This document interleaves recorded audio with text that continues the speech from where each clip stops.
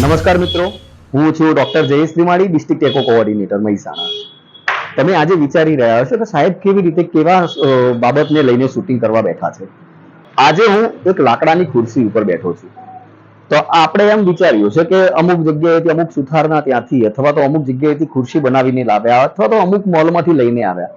તમે તો એનો પૈસા ચૂકવી દીધા, તમે એનું જે કોઈ પણ રેન્ટ છે એ તમે ચૂકવી દીધું, પરંતુ ક્યારેય વિચાર્યું છે કે આ ખુરશી અને આપણા આરોગ્ય સાથે શું સંબંધ છે?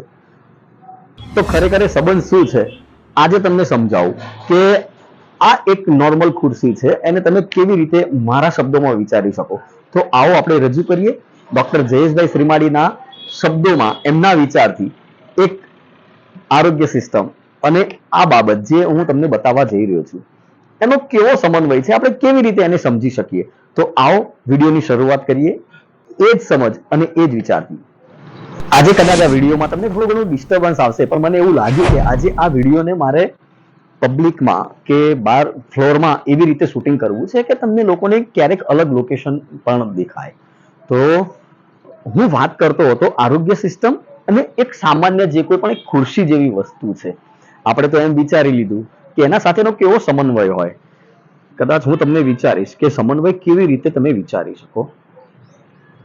વિચારો કે આપણે તો એક ખુરશી લાવી દીધા, એના 200, 300, 400 રૂપિયા છે. જે શોરૂમનો માલિક છે કે જેણે પણ ખુરશી બનાવી છે એને તમે સોંપી દીધા, એને તમે આપી દીધા. હવે ક્યારેય તમે વિચાર કર્યો છે? આ વિચાર લગભગ 10-15 વર્ષ પહેલા અમારા એક દાદા હતા, ખુશાલ દાદા, એમના મોઢેથી આ શબ્દ મેં સાંભળ્યો હતો અને જે તમારા સમક્ષ રજૂ કર્યું છે.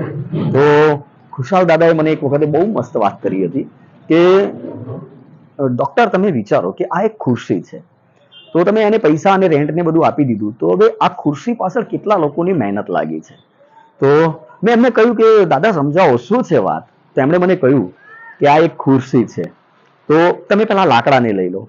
તો એ લાકડું છે, તો એ લાકડાને કોઈકને વહેર્યું હશે, કોઈક સુથારે એને બનાવ્યું છે, કોઈકને એને એ ઝાડને કાપ્યું હશે, કોઈકને એ ઝાડને કદાચ ઉછેરવા માટે પ્રયત્ન કર્યો છે, કોઈકને એને પાણી પાયું છે, કોઈકને એને જમીનમાં રોપ્યું હશે, કોઈકને એ જે ઝાડ છે કે જે વૃક્ષ છે એને માવજત કરી હશે, કદાચ કોઈક એવું હશે કે જેને એના પાછળ થોડી ઘણી મહેનત કરી હશે. તો બહુ બધા આના પાછળ આશય છુપાયેલા છે કે એક વૃક્ષમાંથી જ્યારે ખુરશી બની હોય એના ઝાડમાંથી, તો એક વૃક્ષ પાછળ કેટલી બધી માવજત થઈ હશે. તમે એને બહુ રીતે વિચારી શકો કે કોઈકે એને છોલ્યું છે, કોઈકે એને કટિંગ કર્યું છે, જે જગ્યાએ કટિંગ થયું હશે તો એ વ્યક્તિઓની, એ માણસોની મહેનત લાગી હશે, કોઈકને એને પાણી પાયું છે એની મહેનત લાગી હશે, કોઈકને એને રોપ્યું છે એની મહેનત હશે.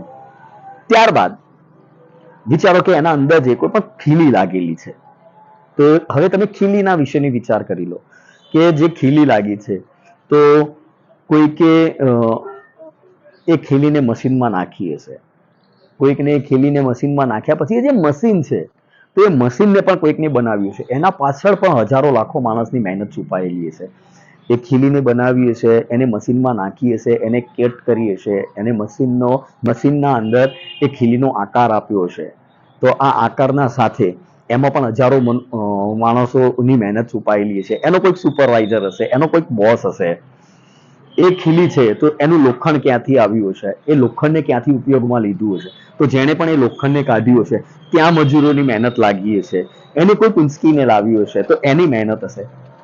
ટૂંકમાં હું તમને આ જે નોર્મલ 2-4-5 મિનિટનો જે વિડીયો છે એમાં એ બાબત તમને સમજાવવા માંગુ છું કે જ્યારે એક નાની ખુરશી, એમાં ખીલીની શરૂઆતથી થઈને જ્યાંથી લોખંડ મળ્યું છે ત્યાંથી શરૂઆત થઈને છેક આપણા હાથમાં જ્યાં સુધી એ ખીલી આવી છે, પછી પાછી એ ખીલીને કોઈકને વેચી હશે, કોઈક હાર્ડવેરના દુકાને વેચી હશે, એમાં કોઈ મજૂરો હશે, એને જોખ્યું હશે તો એનો તાજવું હશે, ત્યાંથી અમારા હાથે આવી હશે, આપણે એને લઈને આવ્યા હશું, તો એ ખીલીને પછી કોઈકની લાકડા સાથે મેળવી હશે.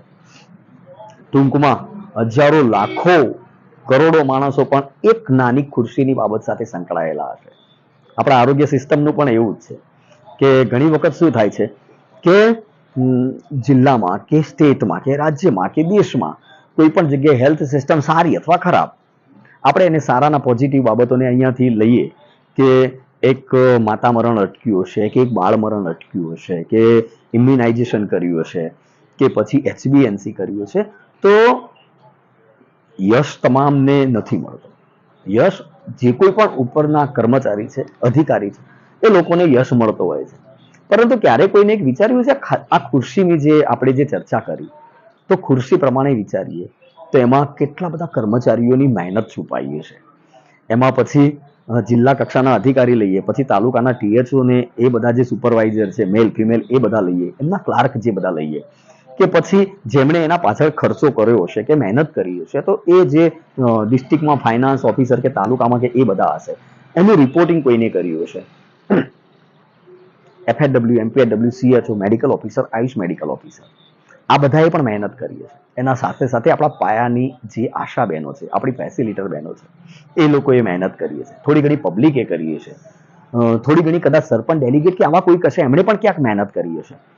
તો તમને નથી લાગતું કે જો એક ખુરશીની નાની બાબતને આપણે એક આરોગ્યની બાબત સાથે સરખાવવાનો પ્રયત્ન કરીએ તો અહીંયાથી કેટલા બધા લોકોની મહેનત છે? તો મારી એવી અપેક્ષા છે, અને જેટલા લોકો મારા આ વિડીયોને જોઈ રહ્યા છે, એક વિચાર નાનો છે, અને આ વિચાર 10, 15, 20 વર્ષ પહેલા કદાચ એક દાદાએ મને આપ્યો હતો, અને એ દાદાના વિચારને લઈને આજે મને એવું થયું કે ખરેખર જો ખુરશીની બાબત લઈએ તો એમાં હજારો લાખો કરોડો માણસની જો મહેનત છુપાયેલી હોય, તો એક આરોગ્યમાં પણ હજારો લાખો કરોડો લોકોની મહેનત છુપાયેલી છે. તો હું એક આયુષ મેડિકલ ઓફિસર તરીકે નહીં, પરંતુ એક આરોગ્યના કાર્યકર તરીકે એટલી બાબત ચોક્કસ કહીશ કે એમાં મારા ગુજરાતના તમામ આરોગ્યના કાર્યકર હોય, પછી આશાબેન હોય, ફેસિલિટર હોય, CHO હોય, MPHW, FHW, તમામની મહેનત છુપાયેલી છે. તો બસ આ એ જ વાતને લઈને તમામ જેટલા પણ મારા આરોગ્યના કાર્યકર ભાઈઓ બહેનો, આશાઓ, ફેસિલિટર, FHW, MPHW, તમામ અધિકારીશ્રી, હું માત્ર ખાલી એટલું કહેવા માંગીશ કે આમાં હજારો લાખો કરોડો લોકોની મહેનત છુપાયેલી છે, પાયાના લેવલથી લઈને છેક ઉપર સુધી. તો આ તમામને એમાં શ્રેય અને સહભાગી બનાવીએ અને એ લોકોને એટલું જ માન અને સન્માન આપીએ, એવી મારી નમ્ર વિનંતી છે.